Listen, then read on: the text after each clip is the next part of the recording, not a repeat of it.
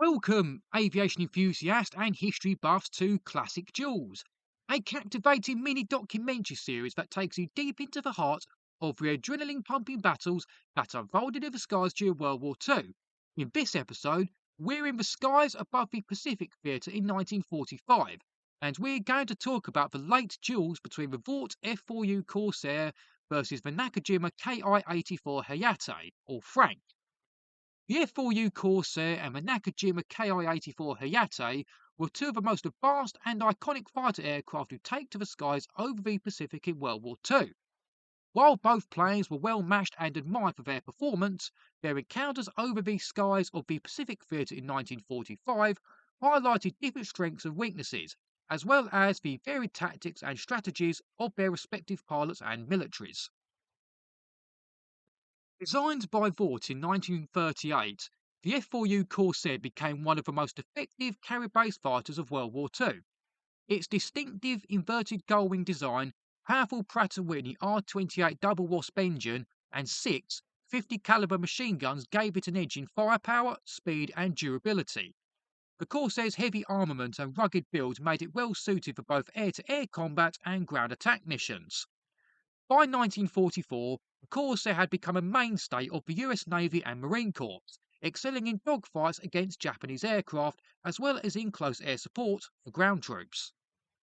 Introduced later in the war, the Nakajima Ki-84 Hayate was considered one of Japan's finest fighters.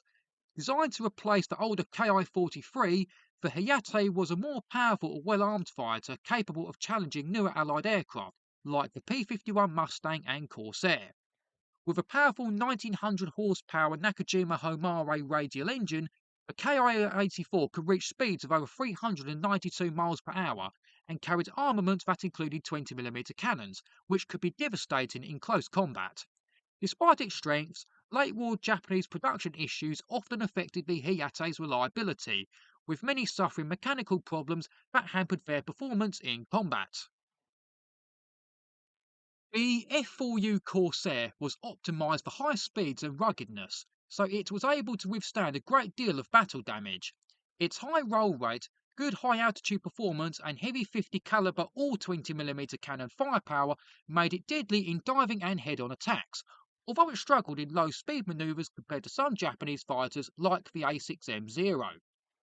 The Hayate was agile and boasted excellent acceleration and climb rates, making it a formidable opponent in dogfights. Its cannons and machine guns could penetrate the armor of Allied aircraft, and its agility at medium and low altitudes gave it an edge in close quarters dogfights. However, the Ki-84 suffered from maintenance issues, and fuel quality deteriorated as the war went on, which sometimes reduced its performance in battle. By 1945, US forces were advancing towards Japan, with aerial battles intensifying in the Philippines, Iwo Jima, Okinawa, and other strategic islands. The need for Japanese air superiority over these regions was critical, leading to frequent confrontations between Japanese Army Air Force and Navy aircraft, including the Ki-84, against US Navy and Marine Corps Corsairs. The return of Allied forces to the Philippines brought the Ki-84 into direct conflict with the Corsair for the first time. As US air power sought to dominate the skies, the Hayate was one of the few Japanese planes that could put up a significant challenge. Dogfights between these two aircraft became intense, especially around the island of Luzon, where the Japanese Army Air Force tried to contest American landings. The Corsair's durability often gave it an advantage in these engagements, as it could withstand hits that would severely damage or down other aircraft. However, the Hayate's agility and powerful weaponry meant that a skilled Japanese pilot could cause serious damage if they managed to get close enough to a Corsair. As the battle moved closer to Japan's home islands, the US forces launched operations against Iwo Jima and Okinawa. Here, the Corsair played a major role in escorting bombers, providing close air support, and maintaining air superiority. Japanese pilots in Ki-84s were still able to challenge American planes effectively during the Okinawa campaign, where they would often try to use hit and run tactics to exploit the aircraft's superior agility. By this stage in the war, Japanese pilot training had deteriorated due to losses and fuel shortages. Many Japanese pilots in KI-84s had less training and combat experience than their American counterparts, which often put them at a disadvantage in direct confrontations with seasoned US Navy and Marine Corps Corsair pilots. However, experienced Japanese pilots who could exploit the Ki-84's strengths, particularly in tight maneuvering dogfights, were able to score victories against the Corsairs. Ki-84 ended up increasingly taking on a more defensive role, intercepting American bomber and fighter formations as they approached Okinawa.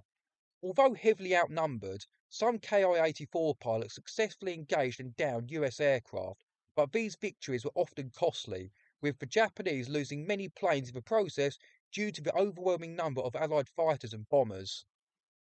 As the Allies neared the Japanese home islands, the Ki-84 was one of the primary Japanese fighters defending against the raids.